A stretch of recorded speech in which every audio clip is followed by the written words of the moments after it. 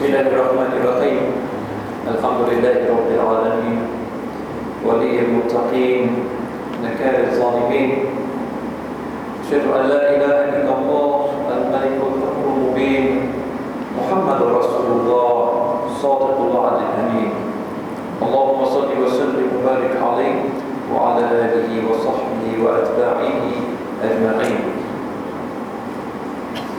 The subject which is being proposed for this evening's unfortunately brief session is going to be one of the greatest core subjects, which is the one traditionally understood by the term al-i'tisam.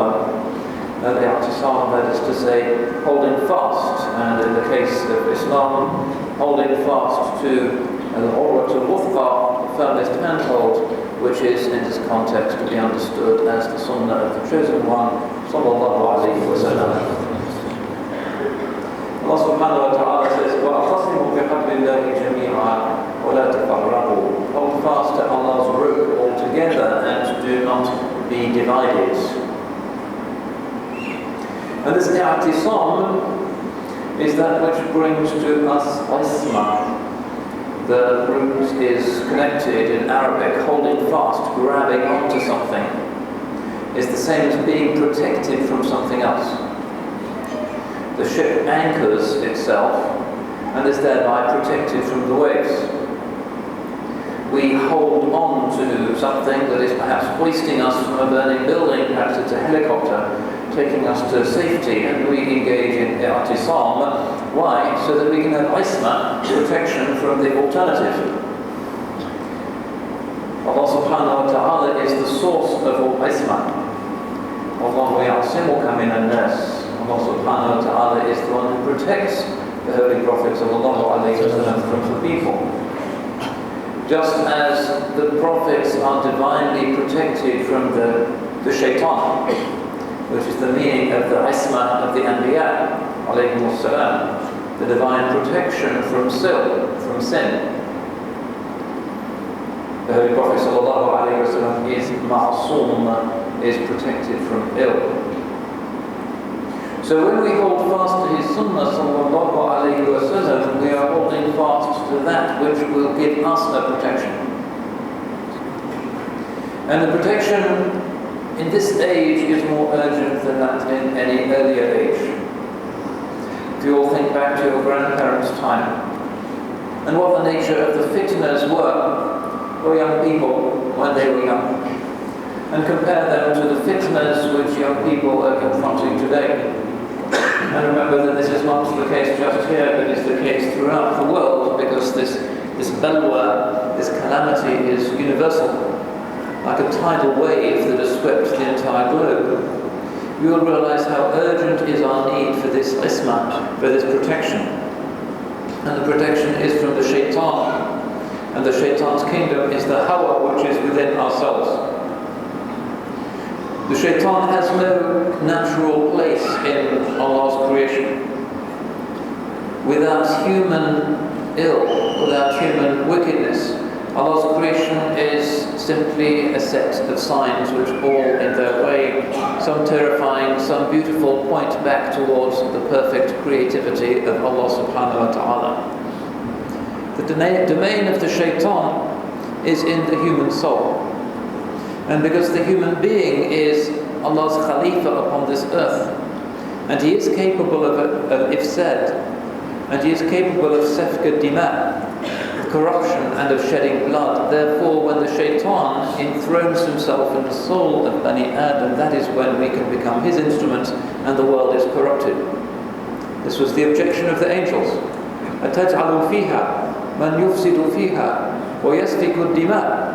Will you set therein, they're saying to Allah subhanahu wa ta'ala, not as a protest, but in the mood of ta'ajjub, of amazement, will you set therein, upon this world, upon this ard, somebody who will bring corruption to it and will shed blood? They knew the capacity that this creature has for ill. They could intuit that. But then Allah subhanahu wa ta'ala, who has set within us the ruh, وَنَفَخْنَا فِيهِ مِنْ رُوحِنَا, and we breathed into him, into Sayyidina Adam alayhi salam, something of our spirit. It is to that the angels were then obliged to prostrate. The ruh, which is not fully of this world, which is not part of the concatenation of time and space and the four dimensions and anything that the scientists can comprehend. The ruh, which is min amri rabbi, from the affair of my Lord. It is that divine spark, that sir ilahi, to which the angels, all of them, even though they were angels, the purest creatures that at that time existed, were ordered to prostrate. That is a great mystery. Human beings capable of destruction, human beings capable of being bowed down to by the angels. This great paradox in which we exist, suspended on a thread between heaven and earth. And the earth pulls to us. It has a powerful force of gravity, and it's hard to escape. We need what the scientists would call an escape velocity. We need to be able to jump hard enough that we can actually escape from this force of gravity so that we can be free, so that we can fly, so that we can take our place amongst the angels, which is our natural place of abode. Mabi felek budaim, jari melek budaim, haman sharabim khajike an shahri mast. The poet says, we were born to be the companions of the angels, let us go there again, friend, for that is our country. That is our watan, that is our homeland, to be with angelic beings, to be masters even of the angelic beings, because we are the ones that have the ruh, into which Allah subhanahu wa ta'ala has set so many mysteries and so many asrar that even the greatest of the angels cannot comprehend.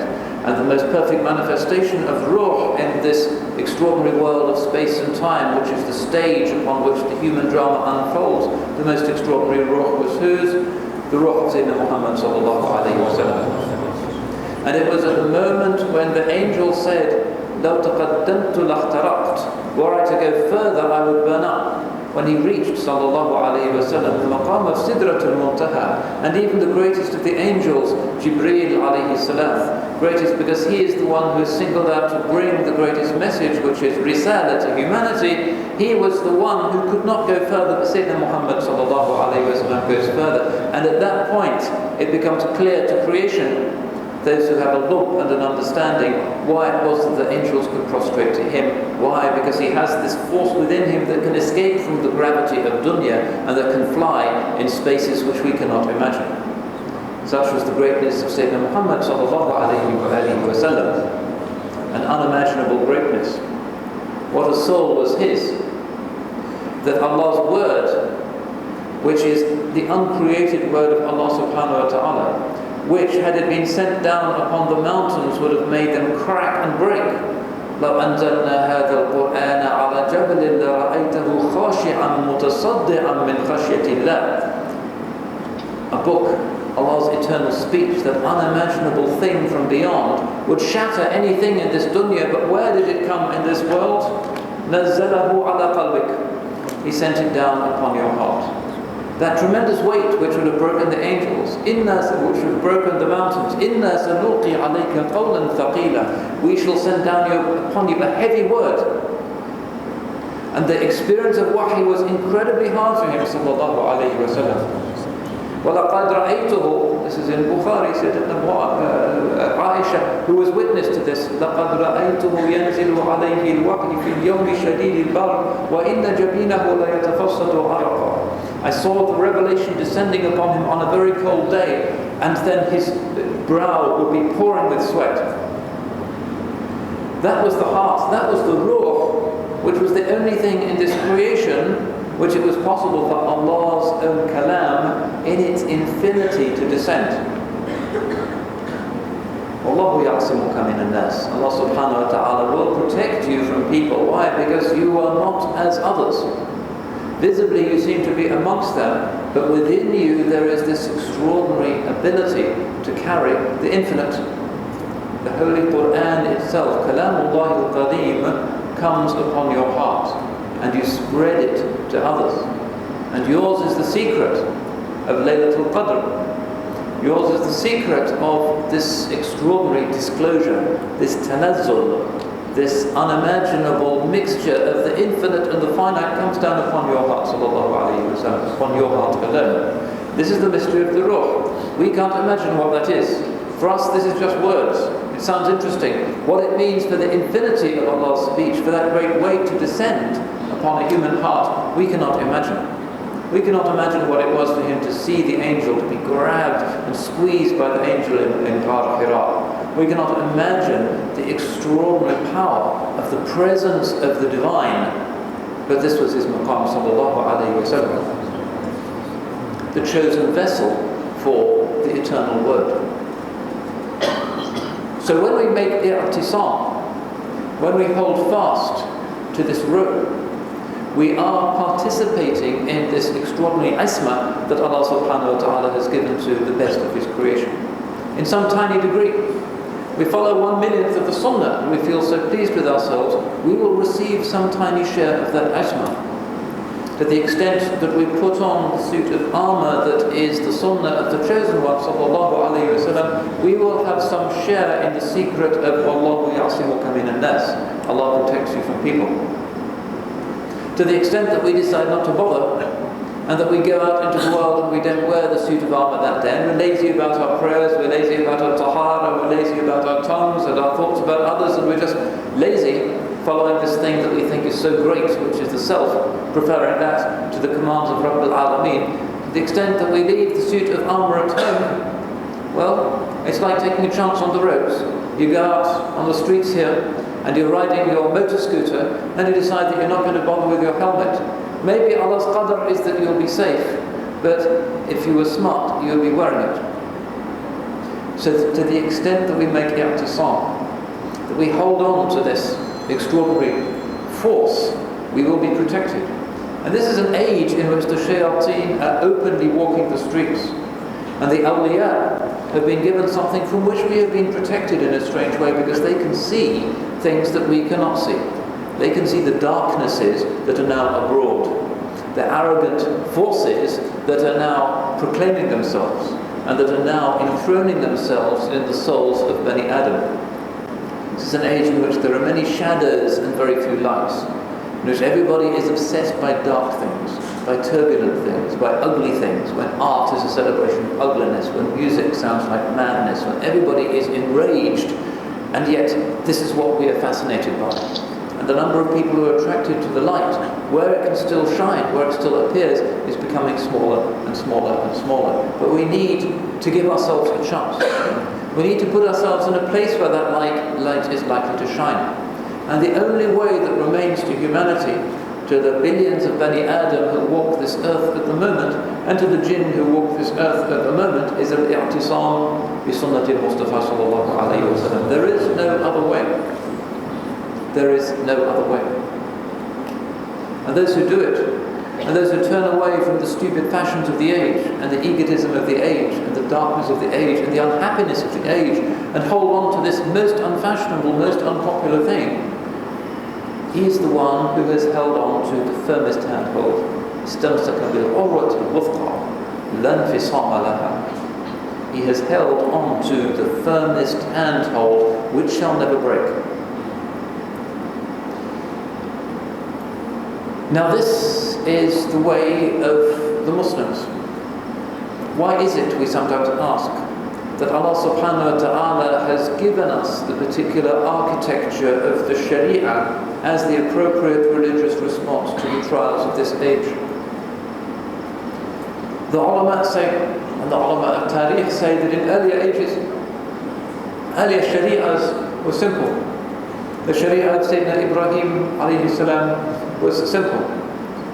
As history progresses, the laws become more complex, and the forms of life to which we adhere have to become more detailed. And why is that? Because we need them more. There was a time when everything was simple, when there was just human beings and the tent and the desert or the forest and the sea, and everything was simple, and everybody had so much time. They had time to think about good and evil, they had time to reflect, they had time to work out their problems, they had time for their marriages, they had time for their children, they had time to care for the old people, they had time for the masjid. There was a time when there was time.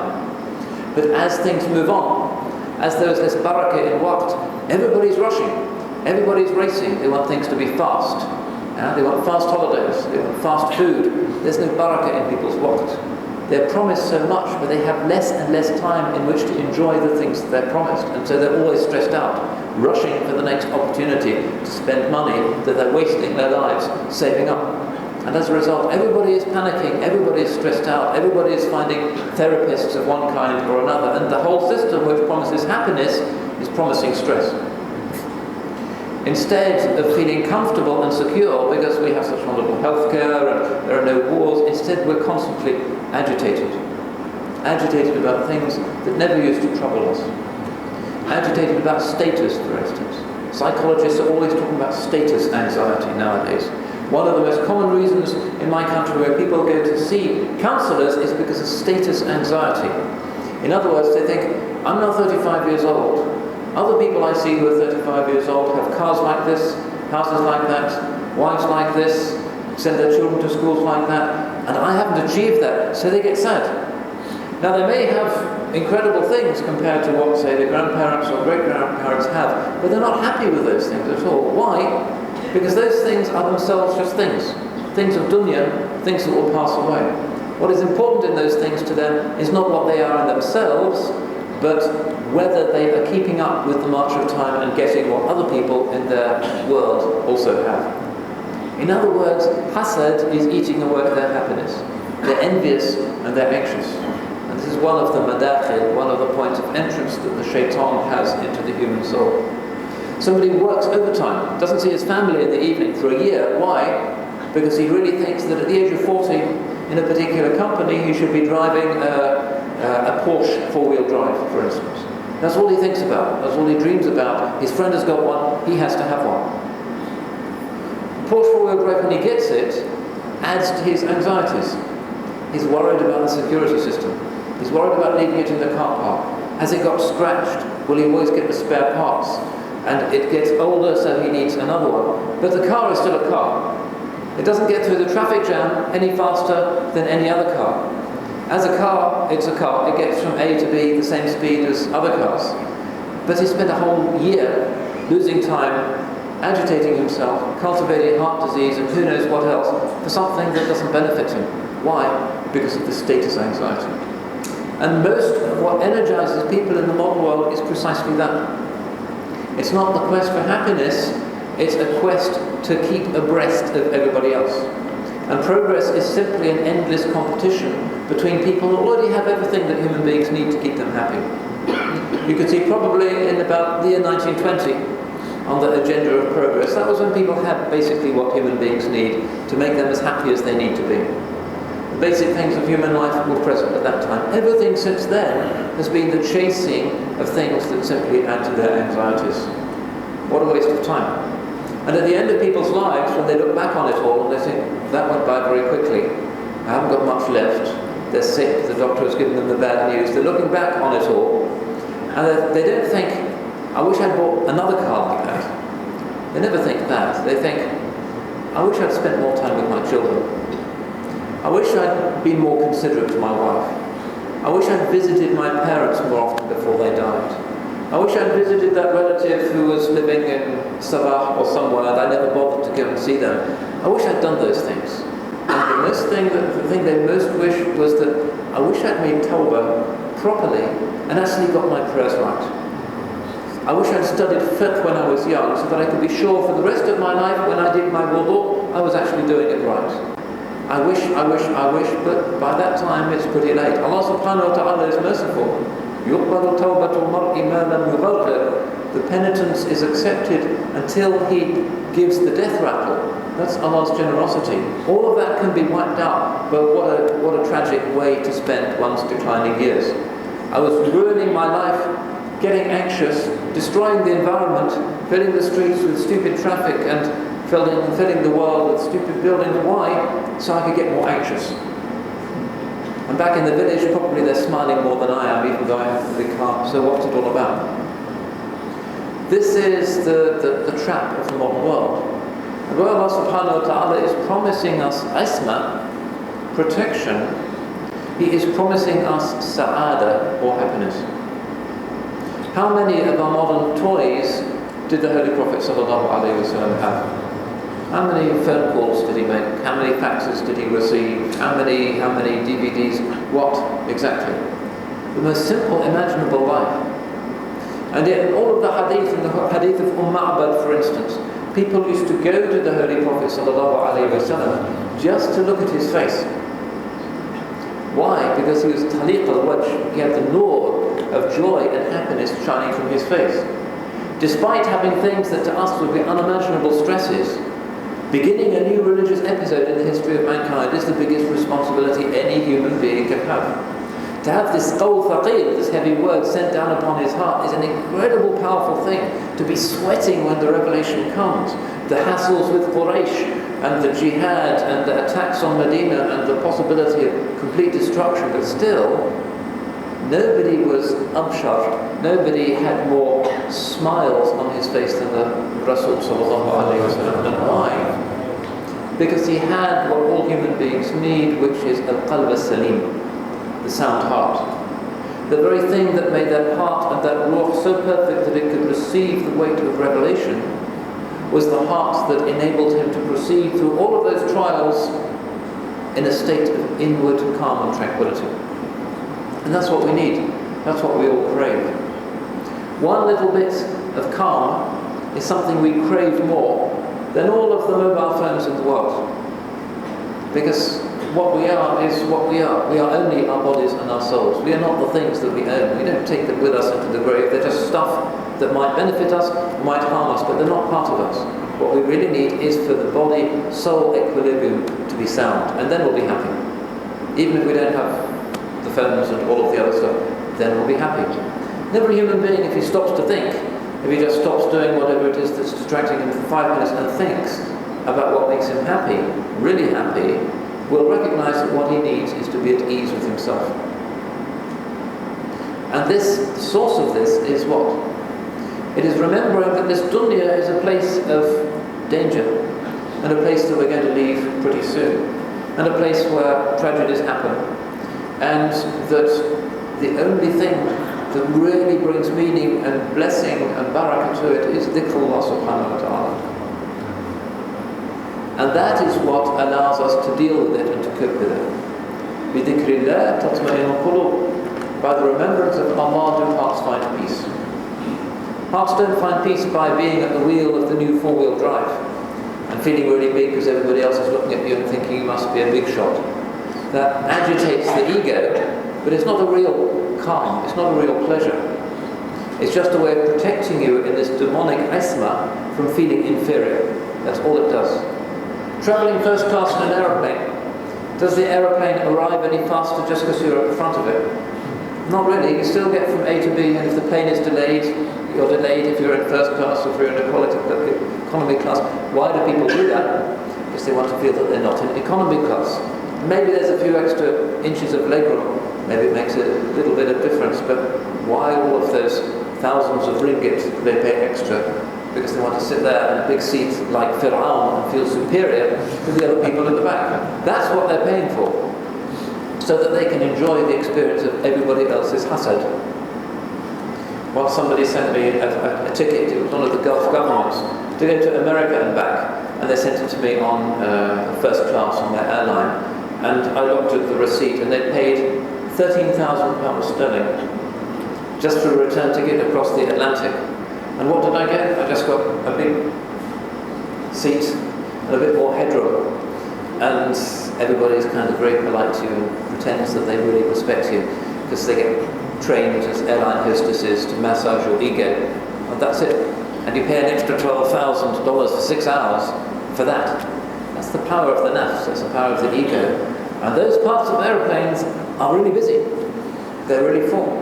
There are now flights from London to the Gulf which are only business class and first class. They don't arrive any faster.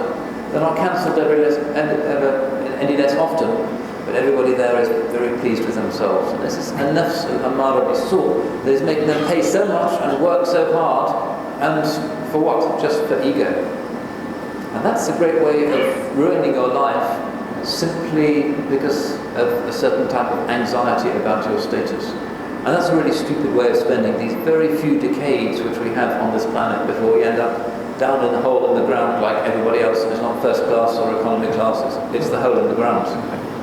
It's the kafan, it's the hole in the ground. That's the yaqeen, that's where we're headed eventually.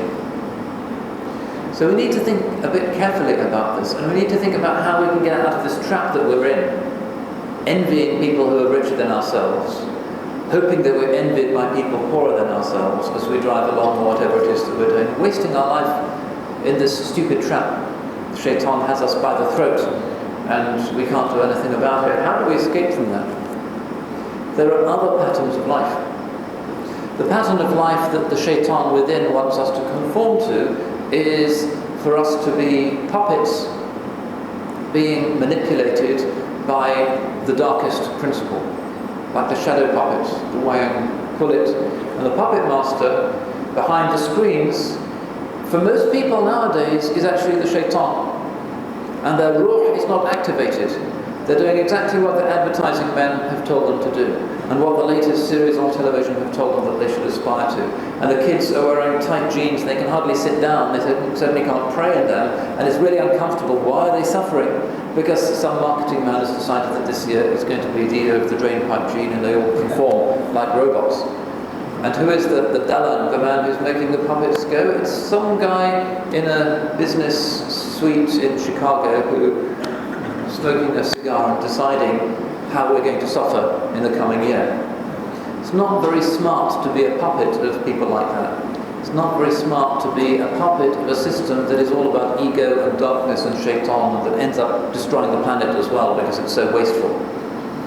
What we need is to escape from that, to find what the Sufis call hurriya, freedom. And where do we find that in this world where everybody is following the shadows and really excited by them? Where do we find that? It has to be the rope let down from heaven. Dunya itself isn't going to give you much of a clue. Sometimes you might feel that there must be more to it than this, and I'm racing through my life and it's just stuff and worries.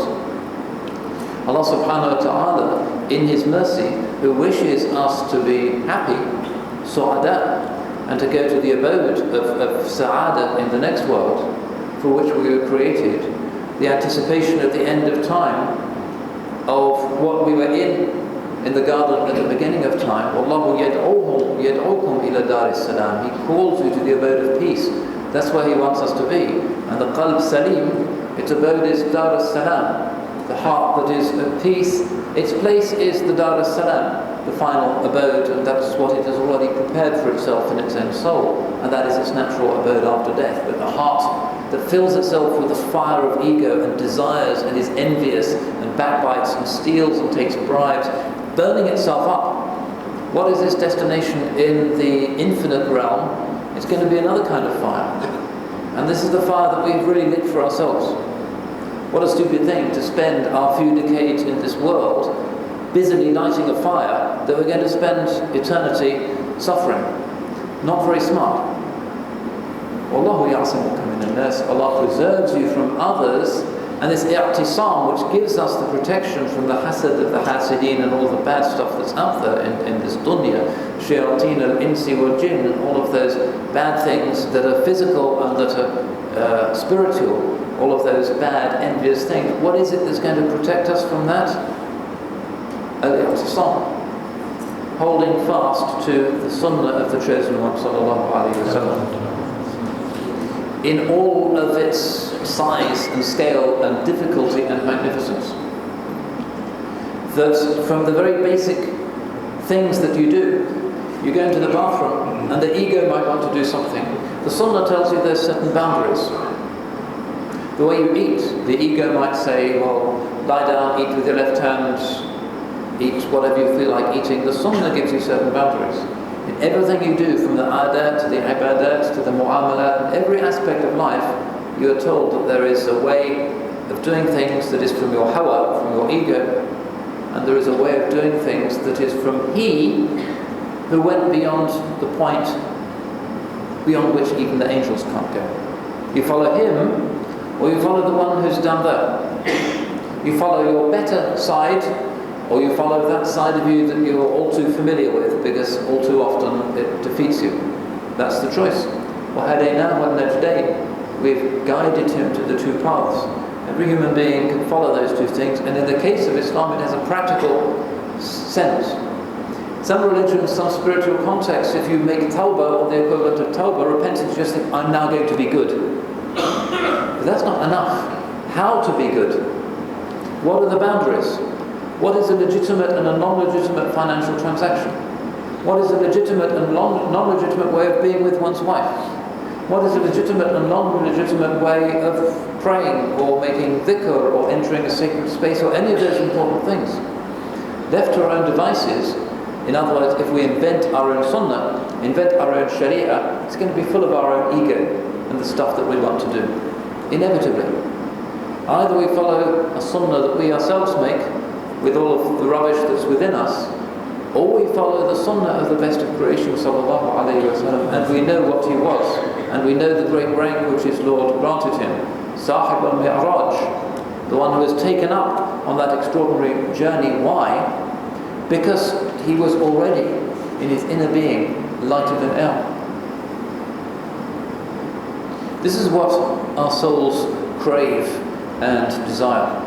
They don't desire more of the stuff in the car showrooms or the latest phone, really. On the superficial level, there is something within us that desires to reach out for that.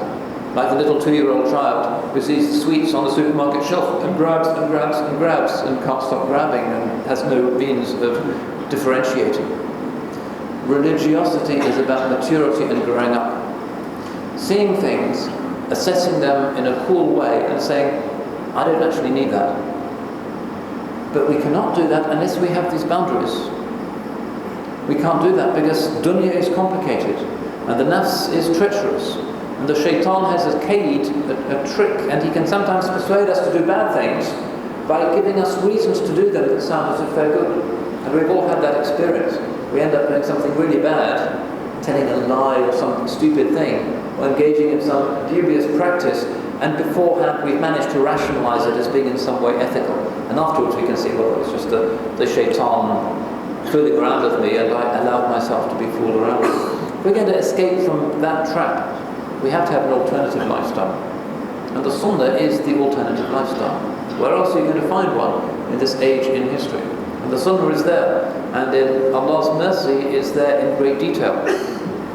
Every little thing you do, you should know what is the sunnah and what is the nafs way of doing it. There's no third way. There is the nafs way and there is the sunnah way. That's for the outward form of our lives. The trick is that the nafs can still trick us and can still deceive us.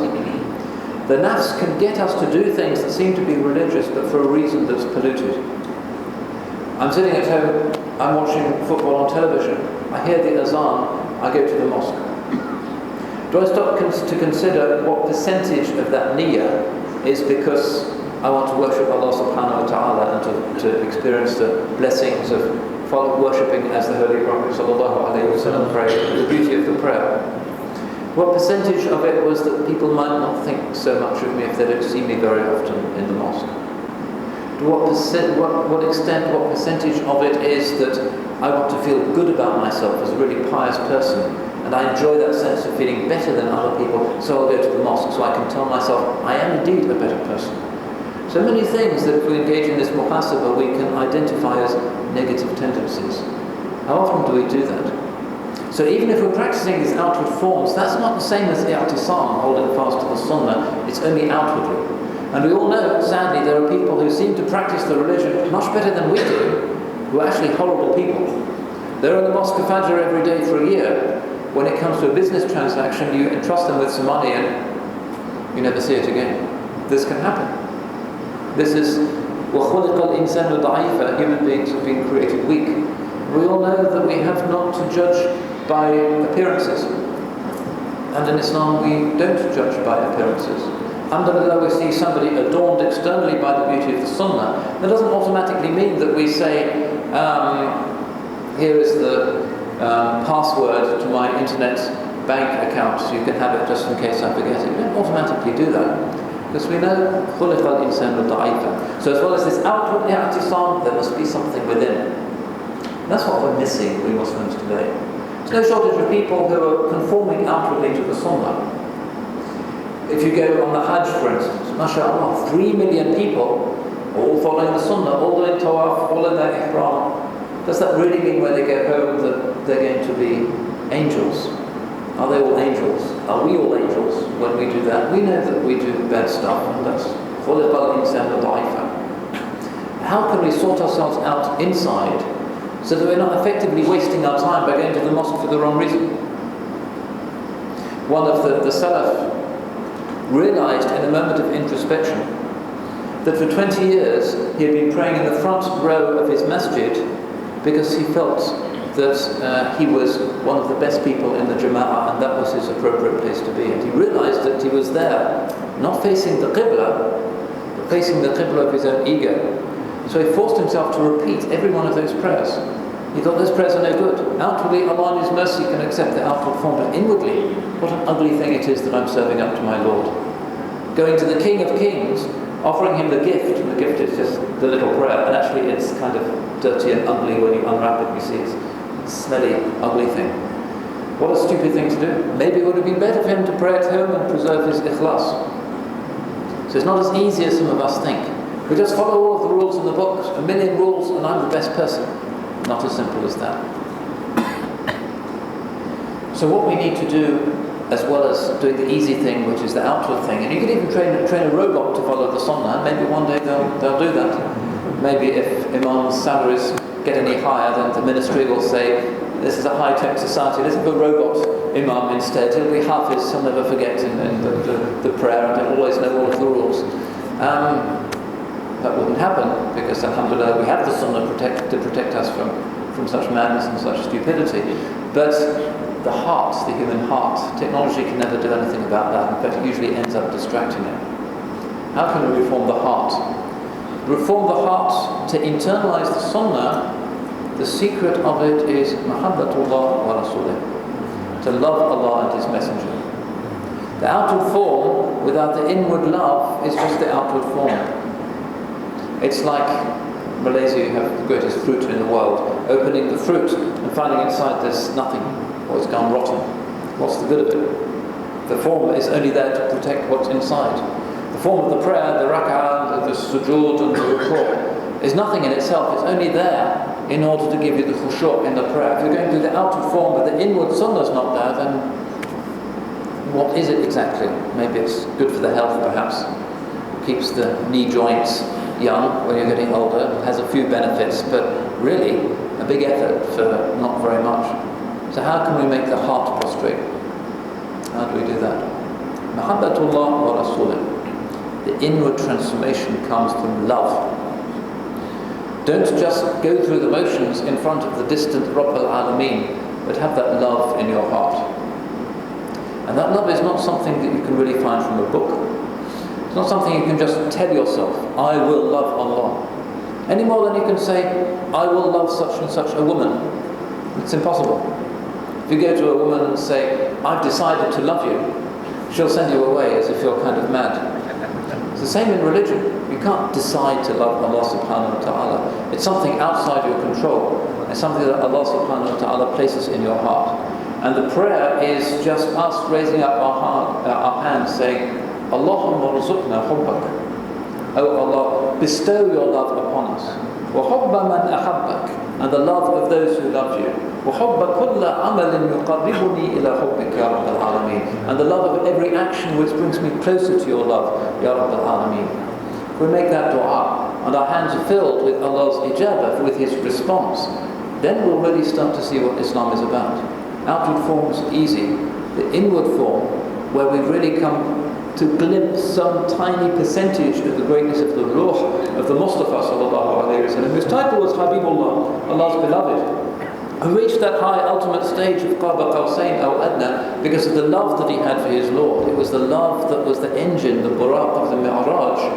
Once we start to get that love for Allah and love for those who love Allah, and therefore Al-Habib Al-A'zam sallallahu alayhi wa sallam, the greatest beloved, that's when we really start to be Muslim, to surrender heart as well as body to Allah, Lord of the worlds.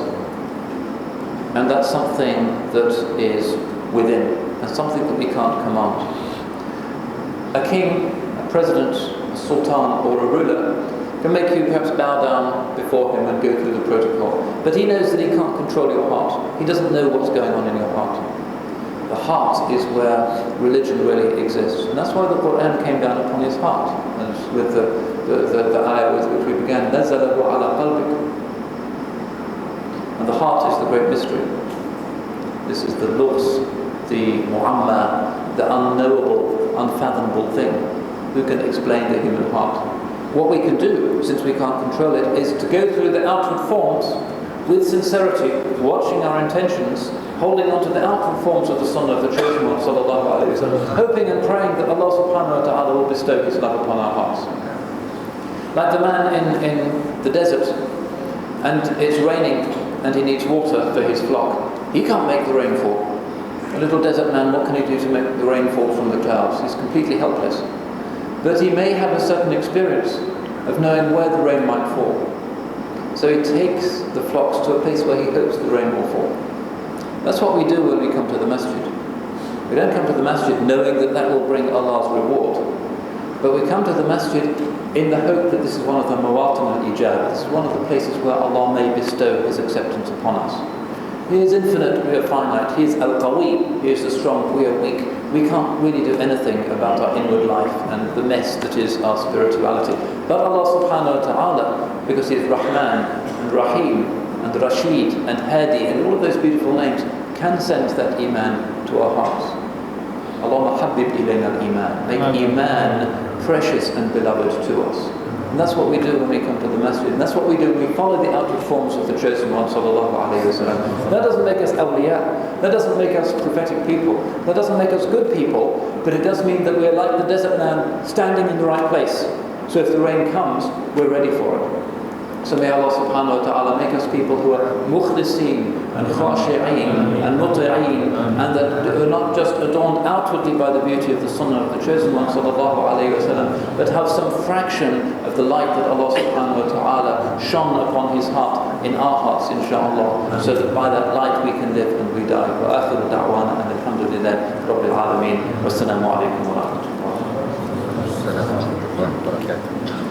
It's Allah's sunnah in His creation, in His kawn, that anything that is true and good and beautiful, when corrupted, turns into its opposite. So for instance, one of the things that He loves is marriage and the love between a man and his wife. When that is corrupted, it becomes the ugliest thing and the thing that causes most fitna and discord on earth. And so it is with everything else that we find. Similarly with religion, the most precious thing to Allah on this earth is the religion of Sayyidina Muhammad sallallahu alaihi wasallam and those who are uplifted by it. But those who use this beautiful thing for a reason that is to do with nafs and hawa and ego are people who are engaged in what Iblis did. His name means yulabbis, turns upside down. These people are like the Khawarij, of whom Imam Ali said, "Kalimatu haqqin urida biha batil," a word of truth by which falsehood is intended.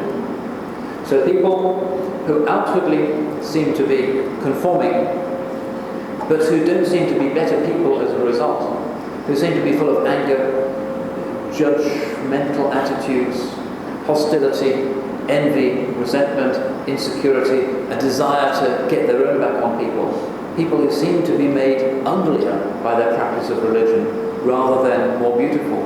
Those are the people who are the modern day equivalent of the Khawarij. They've taken this beautiful principle, the angelic sunnah of the chosen one, sallallahu alayhi wa sallam, and used it as a means to justify themselves and their own egos and their own insecurity. And that's a very dangerous thing. And the way to avoid that in ourselves is to recognize what we are. Allah says, وَإِنَّكَ لَعَلَى خُلُقٍ عَظِيمٍ, the Holy Prophet sallallahu alayhi wa sallam. And also is a beautiful and a magnificent trait of character. Anybody who is outwardly very religious, but is intolerant and bad-tempered and snappy and judgmental and rude and has very poor adab, is not following the sunnah of the chosen one, sallallahu alayhi wa sallam. There's something wrong in his heart. So we need to have this discernment of spirits, this firasa of the mu'min, that we don't just look at outward forms, but we intuit what's in somebody's heart. So religion isn't primarily about outward forms, although they're important and they're significant. But we have to intuit what people are like within. And this is something that sometimes people, for instance, the Western media, they don't know anything about the heart. They just know that there are some people with big beards and funny turbans jumping about, shouting Quran or Sunnah and attacking anybody who doesn't agree with them. And that's the opposite of the truth. The people of the truth should be the people who are inwardly as well as outwardly beautiful. The outwardly beautiful and inwardly ugly is one of the ugliest traits, because many of the munafiqeen are like that. So we ask Allah subhanahu wa ta'ala to preserve us from that. And the prophetic dua is, Oh Allah, make our inward better than our outward, and make our outward beautiful. That has to be our priority. So may, inshallah, Allah make all of them conform to this beautiful dua. Moving.org, so I won't bore you with a long lecture about it now, but if you're interested, you can go online, look at the website, cambridgemosquesmoving.org, and see what we're doing and how we're raising money in order to build something, inshallah, that's appropriate for Allah's religion in our city in this time. And inshallah, we've been raising funds in this country and elsewhere. We have DVDs based on Imam al-Ghazali's Ihya al-Din, which are now available in Malaysia for sale. And I think that as I tiptoe out and head for my aeroplane, they'll probably be showing you a few clips, inshallah, from the DVDs. So anyway, barakallahu feekum, may Allah increase this mosque, inshallah, in the number of people who come, and in the number of times the prayers of the people in this mosque are accepted to Allah subhanahu wa ta'ala, to make it a place of light, inshallah, in this age, make it a place of healing, make it a place of tawbah, make it a place of true Islamic brotherhood and sisterhood, inshallah ta'ala. Jazakumullahu khairan. Assalamu alaikum wa rahmatullah.